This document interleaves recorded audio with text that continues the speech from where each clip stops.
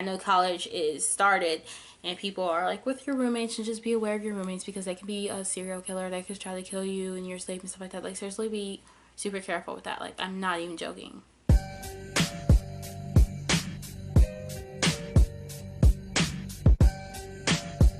Hey guys, it's Krysten, duh. And after a while, I finally decided to put out part 2 of my crazy roommate. Yes, if you do not know what I'm talking about, go ahead and go watch part 1, which I'm going to link in the description below. So check that out. Also, I really wanted to thank everybody for reaching out to me, if that was leaving a comment or tweeting me or texting me or even Snapchatting me that part 1 was like super funny and you wanted to hear part 2 and things like that. So I wanted to thank everybody. Let me just summarize the ending for you guys from part 1. I told you guys that a knife was missing, like one of those scream knives that Becky had brought to school, and she's never used it before, so that was missing. I mentioned that I got Becky kicked out of school, and then I mentioned that I brought her back. Yes. So let's just start with the knife first. I end up finding the knife about 1 or 2 days later, and it was on the floor. Now, the knife was under, I think, maybe a shirt of hers, but be aware that Becky's stuff is right in front of the shelves. So I don't really know if she really took the knife. I have people that come in my room to use my silverware, plates, bowls, cups, and maybe someone knocked it over. Or maybe I'm just trying to give an excuse because I don't want to believe that my roommate really took the knife and was going to kill me. I don't know. So that mystery remains unsolved. I picked it up. I put it back. I don't know. You guys can tell me what you guys think about that situation. So one night, my sweet mate, I'm going to name her Mary, and my other friend Tiffany, if you guys remember Tiffany, she was in part 1.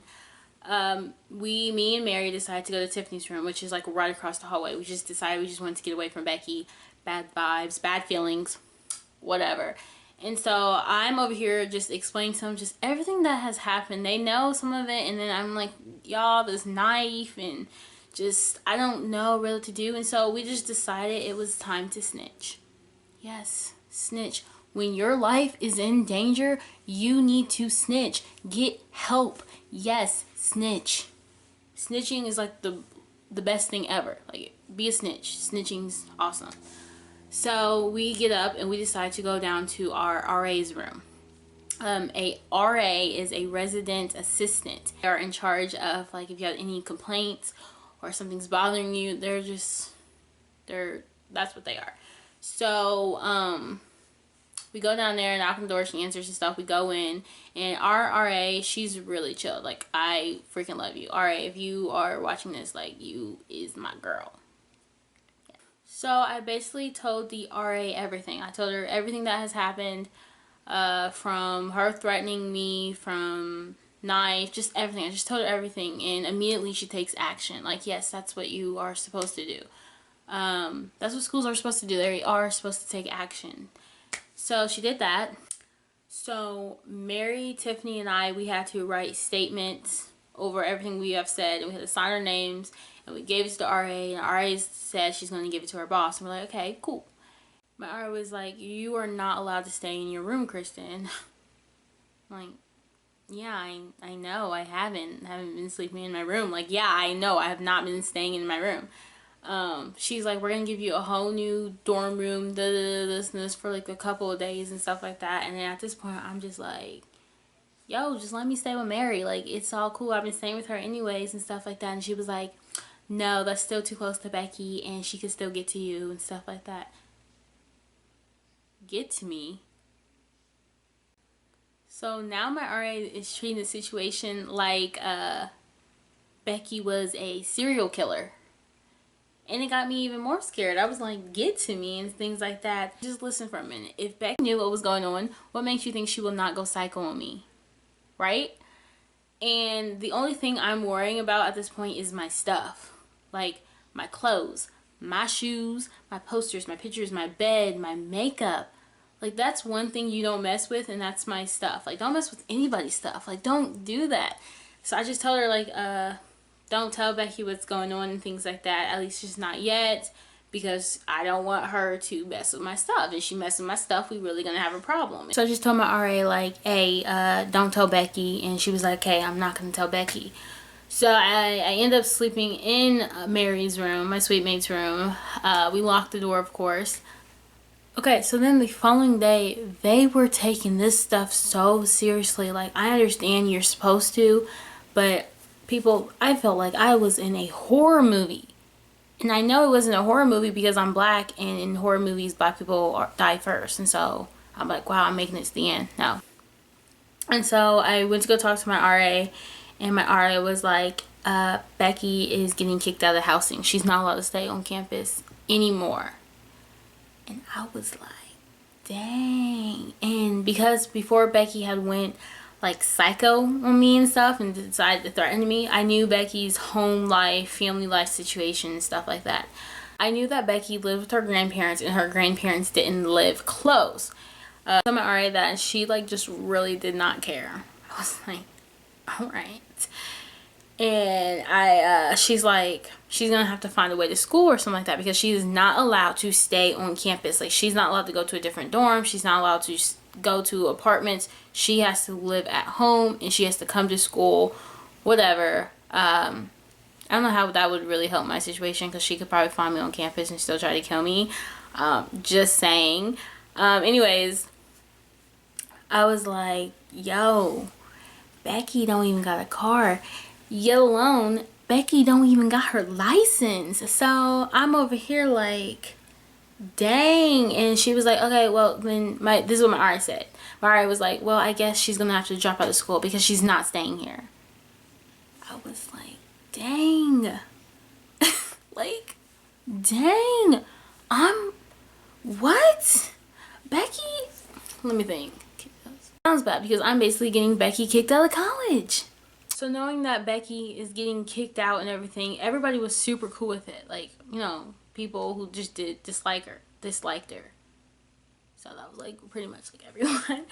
And for me, it just didn't sit right with me. Who was I to come in to mess up someone's education?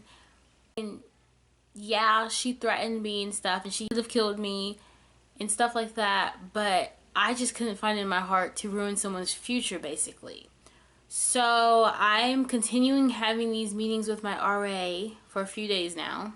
I'm avoiding Becky. Everybody's avoiding Becky. No one's talking to Becky. I hardly even see Becky. She hardly sees me, and Becky has no clue what is going on.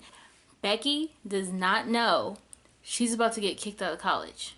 So student conduct calls me, and they're like, hey, Krysten. I was like, yeah. And they were like, I need you to come in to a meeting, and so we can talk about this. And I was like, okay, cool. Yeah, whatever. I'll come in. To my friends in college, talk to my friends at home. I even talked to my parents. I was like, what am I going to do? Was I really about to get this girl kicked out of college? Or was I going to stay in a dorm room with her where she could possibly kill me? If you guys want to hear what happened or what I did, just go ahead and comment below for a part 3. And I'll... Okay. Nah, I was just kidding. Nah, I was just kidding. So, okay, so here's the meeting with student conduct. I go in, the man, he's giving the meeting and stuff like that, and I go in and I sit down. So the guy leading the student conduct meeting, he was like reading me the statements me, Tiffany, and Mary wrote, and he's basically saying everything that I told my RA. Like, he's saying all of that and stuff. And so then he finally looks at me, he was like, do you fear for your life? And it took me a minute, and I was like, no, I don't. And I know you guys are probably like, what? Girl, you're scared for your life. Like, why are you lying? Like, you ain't got to lie. People, I just couldn't do it. Like, I really just couldn't do it. I just could not get someone kicked out of college. And so I was basically saying everything to keep Becky in college. I was trying to like make the situation go away. I was just really trying to just I was gonna let her stay.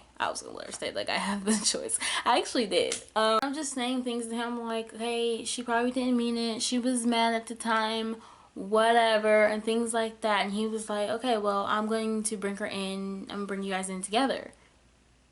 What? No. No, don't. What? No, don't bring us in together. Like, does that even sound right to you? Like, no, don't bring us in together. Don't do that. He was, okay, and he was like, okay, well, he's like, if I'm not bringing her in together, then I'm going to have to bring her in. I'm going to have to hear her side of the story. I was like, cool, go ahead. And he was like, does she know what's happening? I was like, no. And he's like, do you want to tell her or should we tell her? I was like, I'll tell her. You know what I mean? I could break it down more softly than you guys. I feel like they would say something like how Krysten snitched and said that you were going to kill her, so now you're getting kicked out of college. Like, no, I'm going to tell her. I'm going to tell her, okay?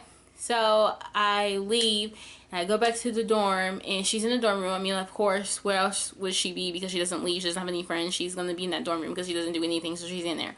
So I go in and I was like, Becky. And she turns her head. She was like, watch this. Yeah, she turns her head and she looks at me, whatever, because you know she's listening to K-pop. This is what I told her. I was like, the other night, Mary and Tiffany and I were in Tiffany's room and we were talking about what you said to me when you threatened me when we were going to that soccer game and everything you said to me, because you did say it to me because I was there. I knew you said to me, and little things you said to them about me and stuff like that. And the RA walked past and she overheard that what we were talking about, and she made me tell her. So they contacted student conduct and I had a meeting with them, and they are going to bring you in to talk to you about your side of the story.